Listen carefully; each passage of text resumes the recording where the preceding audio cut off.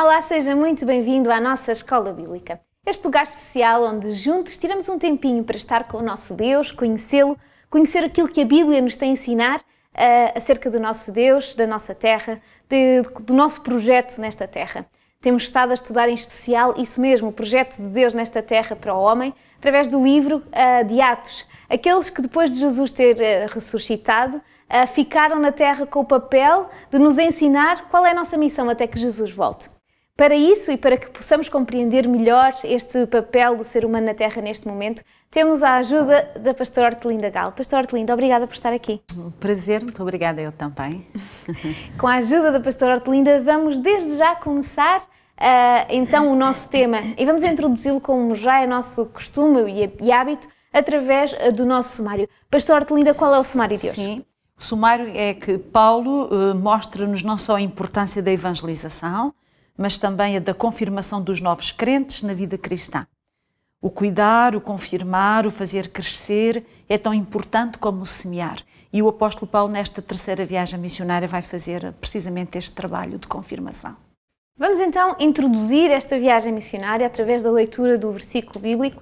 Este capítulo é um capítulo que nos vai levar por toda esta viagem, mas nós vamos ver um versículo em especial. Convido a abrir a sua Bíblia. Se não tem a sua Bíblia consigo, convido a acompanhar-nos através do nosso quadro. Vamos então ao capítulo 20 do livro de Atos dos Apóstolos, mais em específico no versículo 24. Então, Atos 20, 24 diz-nos o seguinte: E Deus, pelas mãos de Paulo, fazia maravilhas extraordinárias, de sorte que até os lenços e os eventuais se levavam do seu corpo aos enfermos, e as enfermidades fugiam deles, e os espíritos malignos saíam. Este mostra-nos a parte física daquilo que vai ser esta missão, como Deus vai trabalhar através de Paulo, não é?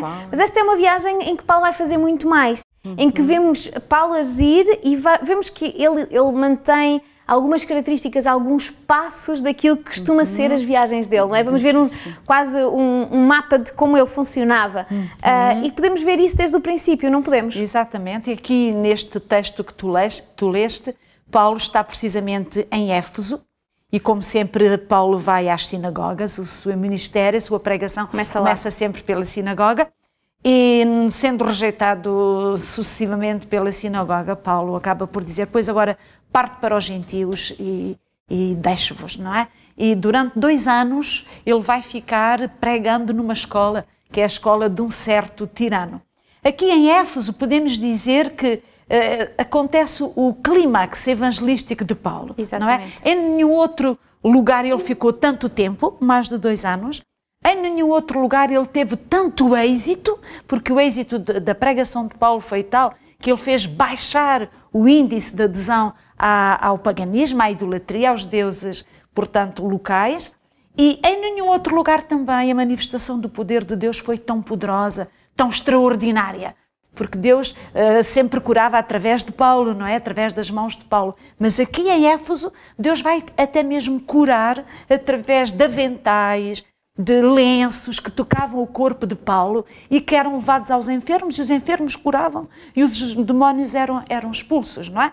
É qualquer coisa de extraordinário que só acontece aqui e que nos soa um pouco a magia, não é? Parece que Deus usa a magia. Não é isto de levar um lenço e a pessoa que toca o lenço realmente curar, soa um pouco a magia.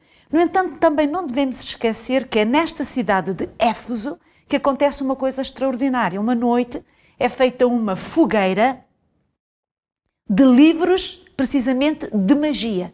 Exato. Uma fogueira com livros no valor de 50 mil ciclos de prata. Ou seja, isto demonstra que os efésios eram pessoas muito afetas à magia e funcionavam mentalmente muito de maneira mágica. Então não nos devemos admirar que Deus vá usar um pouco este instrumento, esta ferramenta, para chegar ao coração dos efésios. Deus tenta sempre falar a nossa linguagem, né? Aproximar-se da nossa linguagem, da nossa compreensão. ele não vai para além dos limites, não é? Mas dentro daquilo que são os limites, ele vai usar muitas vezes a linguagem que nós percebemos. Esse que ele falava de pastores, falou de cereais, falava daquilo que as pessoas compreendiam. Jesus sempre fala assim connosco. E ele aqui vai falar também, através de Paulo, pela linguagem que estas pessoas percebiam. Exatamente. Mas nem tudo foi bom. Houve momentos complicados, não é? Sabemos que, em especial, com Demétrio vai haver um problema grave.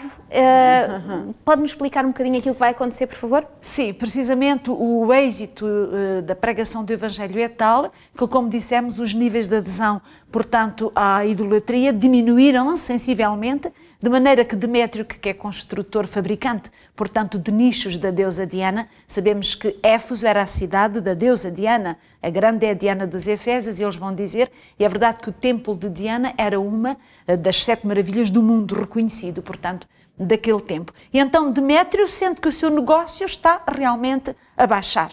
E então ele vai promover toda uma campanha contra Paulo, levando a população ainda de adesão ao paganismo a revoltar-se e diz-nos o texto que eles vão gritar cerca de 2 horas: grande é a Diana dos Efésios, grande é a Diana dos Efésios. É interessante, Paulo tem que se ir embora, ele considera que realmente o melhor é partir neste momento, ele já tinha estado muito tempo ali, tinha feito um excelente trabalho. Quanto a esta atitude de Demétrio, é algo que nos pode fazer refletir, porque é uma reação que tem como base não uma atitude religiosa, mas uma atitude financeira, um interesse material do próprio Demétrio. E o que é interessante é que ele não vai dizer que é esse o problema, que ele está a perder dinheiro. Ele vai usar uma linguagem religiosa. Ele vai usar o religioso para atingir os seus fins. E isto é muito interessante porque de todos os tempos os homens, não é? cristãos e de outras religiões, vão usar o religioso para alcançar objetivos pessoais, materiais, sociais ou outros. Aliás, a Bíblia diz-nos que isto é a transgressão do 2º mandamento. O 2º mandamento da lei de Deus diz: não tomarás o nome do Senhor teu Deus em vão. Porque Deus não terá por inocente o que tomar o seu nome em vão.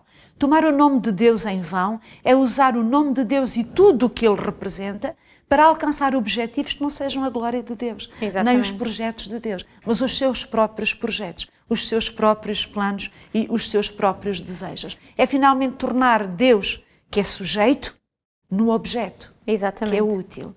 Então isto é realmente muito grave, sobretudo quando se usa isto para fazer chantagem com as pessoas, sobretudo com os seus defuntos, com os mortos, como foi feito, portanto, tantas vezes ao longo dos séculos. Tanto no mundo cristão, como no mundo pagão, como no mundo muçulmano, como até no mundo judaico, o nome de Deus foi muitas vezes usado para alcançar objetivos. Temos a experiência de Jesus no templo, não é? É uma daqueles momentos em que nós vemos que aquelas pessoas estavam mais preocupadas com o comércio do que com a santidade daquele lugar, o especial que aquele lugar era. Ou seja, do tempo de Jesus, ele foi as poucas vezes que Jesus se revoltou. Se indignou. Exatamente, foi naquela situação. E nós vemos que é uma situação que se repete ao longo da história até aos dias de hoje. E que tem sido um grande obstáculo ao desenvolvimento do cristianismo e que escreveu as páginas mais negras, portanto, do cristianismo histórico. Portanto, nós devemos fugir desta atitude e que continua realmente hoje. Quando pensamos na vida faustosa que levam os televangelistas nos Estados Unidos, que viraram vedetas maiores às vezes do que as de Hollywood, e em alguns defensores da teologia da prosperidade que exploram as pessoas na promessa de que Deus as vai abençoar muito. Isto é usar o religioso, é usar o nome de Deus em vão, e foi o que fez Demétrio. E nós devemos fugir disto. Temos que fugir disto porque, ainda que nós pensemos que isto apenas diz respeito aos religiosos, não é? Aos que vivem do religioso, é verdade que eles são os que estão em maior perigo de transgredir este mandamento. Todos nós podemos, em algum momento, usar o religioso como chantagem para alcançar os resultados, os comportamentos, os dividendos que nos convenham. E estamos a usar o nome de Deus em vão e Deus não nos terá por inocentes. Paulo decide sair, porque aquele não era realmente o objetivo dele, ele estava a sentir que não era o lugar dele, era o momento de sair.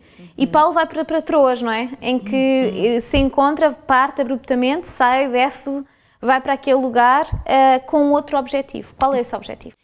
É aqui em Troas e Mileto que nós vemos que o objetivo de Paulo é menos o da evangelização, mas mais o da confirmação, portanto, dos crentes. Ele está preocupado em confirmar, em animar, em consolar, em advertir. E então Paulo vai se encontrar com os crentes e vai ter aqui em Troas, precisamente, um grande encontro que ficou, portanto, célebre. Não é verdade? Diz que no primeiro dia da semana, ajuntando-se os discípulos para partir pão, Paulo, que havia de partir no dia seguinte, falava com eles e alargou a sua prática até à meia-noite.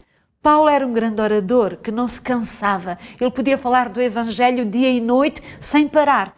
No entanto, os seus ouvintes não eram todos assim. É verdade. E há um pobre jovem, e os jovens cansam-se dos sermões, há um pobre jovem que sentado na janela adormeceu e caiu. Portanto, e que eles pensavam que ele teria morrido. Paulo vai buscá-lo e diz que não, que a vida dele ainda está nele, que não é uma morte, que é realmente um desmaio, e trá-lo para cima, e diz que alargou a sua prática até à meia-noite. Portanto, era incansável Paulo, e no dia seguinte ele ia partir, não ia dormir, ele ia realmente partir. Mas o que é também interessante é que este episódio tem servido para muitos cristãos e para a maior parte das denominações cristãs, sobretudo as protestantes, para servir como base de que neste tempo já, ainda no tempo do apóstolo Paulo, as igrejas gentílicas já guardavam o domingo e não o sábado bíblico da criação. Exatamente o contrário, não é? Parece ser o contrário.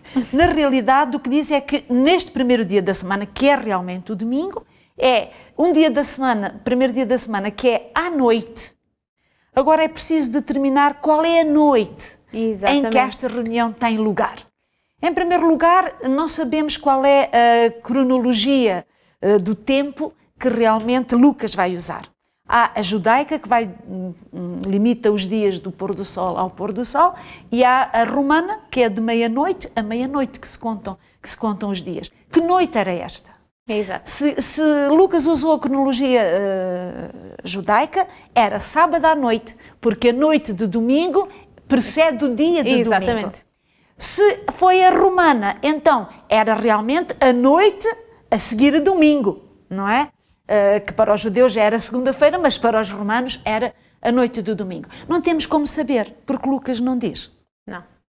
O que nós podemos dizer é que era uma noite em que os discípulos se reuniram com Paulo, porque Paulo devia partir no dia seguinte. Ou seja, o objetivo deste encontro não era um objetivo de adoração, não era porque eles estavam a adorar no dia que deviam de adorar, mas foi uma reunião esporádica em que eles se juntam porque Paulo deve partir no dia seguinte e eles querem aproveitar ao máximo esta presença de Paulo, não é?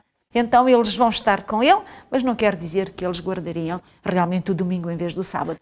E nós não vemos em lado nenhum, em Atos, não é? Que Paulo só falava no dia da adoração. Paulo falava todos os dias, em qualquer momento. Ou seja, era como nós quando vemos campanhas, quando vemos momentos especiais, é um momento que Paulo fala com aquelas pessoas que, quem sabe, não era uma reunião de despedida. Exatamente. Além disso, através de testemunhos históricos, nós sabemos que o sábado só é substituído oficialmente pelo domingo, através de um édito de Constantino, já no início do IV século. Exatamente. Não é? E que ainda, nos finais desse século, as igrejas ainda se dividiam, portanto, entre o sábado e o domingo. Portanto, não é honesto basear-nos neste versículo, ou nesta situação, para dizer que o sábado foi substituído pelo domingo.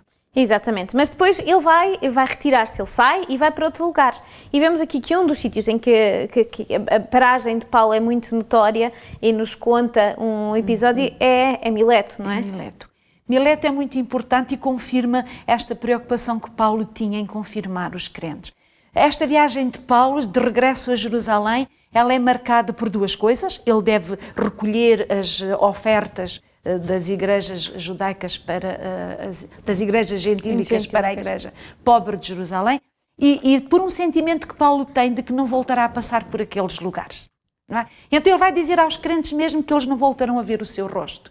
E então há realmente uma grande densidade emotiva, afetiva deste encontro de Paulo com os crentes lá em Mileto. Ele manda chamar os líderes de Éfeso e vai-lhes dizer precisamente isto.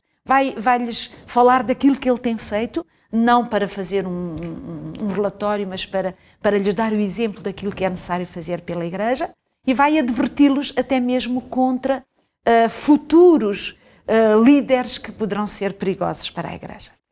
No seu olhar de profeta, porque Paulo era também profeta, ele vê que no tempo mais longe a Igreja vai ter realmente no seu interior, como ele me diz mesmo, no meio de vós se levantarão lobos devoradores que não pouparão o rebanho. E noutro lugar ele diz que amontoarão para si doutores conforme as suas próprias concupiscências. Ou seja, ele adverte os crentes que o maior ameaça, o maior perigo da Igreja não está fora da Igreja, mas está dentro da Igreja, no afastamento realmente desta raiz cristã do Evangelho. E a história está aí para nos dizer que Paulo tinha razão. Exatamente, porque Paulo, vemos que Jesus, também ele quando se despediu, e vemos isto principalmente em Atos 1, não é? Que Jesus quando se despede, ele tenta deixar as palavras mais importantes àqueles homens e deixa-lhe a mensagem mais importante. E se nós quisermos ver Paulo, vê também que já está no momento dele partir e vai agarrar e vai deixar aquilo que é a mensagem mais importante. E a mensagem mais importante no seio destas é cuidado dentro do próprio cristianismo. Exatamente. Cuidado com... O perigo está dentro. Exatamente. Vocês não se preocupem tanto com aqueles que estão fora, preocupem-se em cuidar do que estão dentro. Exatamente, porque estão dentro prejudicam sempre muito mais o cristianismo do que aqueles que estão fora. No entanto, temos que, e é verdade que isto aconteceu, não é? O cristianismo, a partir do 3º, 4º século, começa a falar baixinho e na penumbra, não é? Vestido de saco, como dirão algumas profecias. No entanto, a verdade será restaurada pelo estudo e análise da palavra. Não é? É esta palavra que Paulo os remete sempre às suas origens, à mensagem de Cristo e a uma fidelidade no ministério, fidelidade no relacionamento com os crentes, fidelidade, portanto, ao Senhor e na missão que eles têm como líderes e como cristãos. Esta é a parte que nós olhamos, lemos e percebemos que todos nós temos esta responsabilidade. Ele chamou os líderes, não é? Os líderes têm esta responsabilidade, mas os cristãos em geral, cada cristão, cada um que se identifique com a Bíblia, tem este dever de se manter fiel à palavra de Deus e digno na forma como a deve fazer. Então esta é uma mensagem que, para além de ser para os líderes, também é para cada cristão, porque vai ser esse cada cristão pode, através de uma desonestidade para com a palavra, de uma infidelidade para com o Senhor, desviar outros e tornar-se um perigo, um obstáculo no caminho dos outros. Porque aquilo que nós compreendemos com Atos é que cada cristão é chamado a ser um líder, não é? Exatamente. Cada um é um pregador, cada um é um líder e cada um tem que guardar, e esta mensagem é para cada um daqueles que recebe o Evangelho, porque o Evangelho é para partilhar e todos nós nos tornamos não só receptores como partilhadores, não é? Mas mensagem. Sempre com esse sentimento de que há uma referência. E essa referência é o Evangelho. E não nos podemos afastar dele. Quando nos afastamos dele, pomos o cristianismo em risco, pomos a Igreja em risco. Muito obrigada pela explicação que fizemos, que pudemos obter através deste estudo. Por isso vamos partilhar agora aquele momento tão especial, que é quando nós agarramos em tudo isto e temos que tirar lições para nós. O que é que eu hoje vou aprender fazendo? O que nós aprendemos com Paulo é que realmente as suas viagens missionárias, não apenas a 3ª, mas a 2ª e a 1ª, estiveram sempre repletas de obstáculos e de previsões de aflições futuras. Paulo não tinha ilusões sobre o futuro e sabia que o futuro, tal como o seu presente, seriam sempre de obstáculos. Mas isso não o impediu nunca de realizar firmemente a sua missão. Ele mesmo afirmou que nem mesmo a morte poderia impedi-lo de o fazer, porque ele sabia em quem tinha crido.